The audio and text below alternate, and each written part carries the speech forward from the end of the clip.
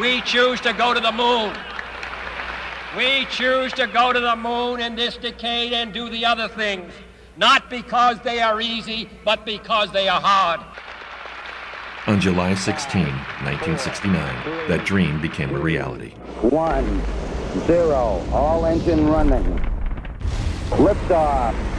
Liftoff on Apollo 11. Our assignment: honor this historic achievement. Our idea: return to the moon and bring the world with us. On July 16, 2009, exactly 40 years after Apollo 11, WeChooseTheMoon.org went live. Visitors to the site climbed aboard for a real-time recreation of the 4-day mission.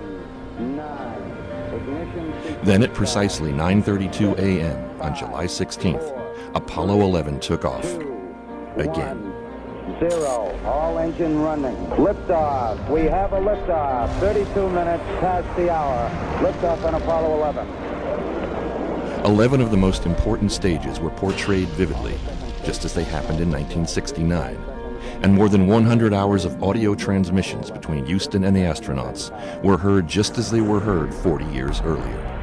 Hey, Houston, Apollo 11 gave us a magnificent ride. Visitors could track their progress on a desktop mission tracker, and email updates alerted millions to key moments. Over 400 photos from the NASA archive and JFK library could be viewed throughout the trip. This is as good as another. That really is water, I'll tell you. And 650 of the most interesting audio transmissions were rebroadcast via Twitter exactly 40 years after they were said. Until finally, just like in 1969, at exactly 4:17 p.m. on July 20th, 2009, Tranquility Base here. The Eagle has landed. the world landed on the moon. During the 4 days, over 1.25 million unique visitors traveled to the moon. 30,000 followed on Twitter. By the way, from the JFK Presidential Library is recreating every minute of the Apollo 11 mission. Media coverage generated over 160 million impressions worldwide, including live coverage on CNN. And the event was picked up in countless stories in newspapers, websites, and blogs.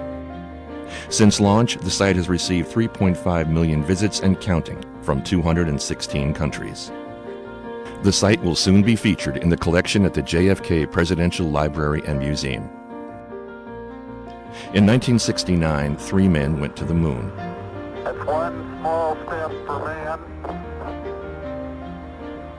one giant leap for mankind. 40 years later, millions followed in their footsteps.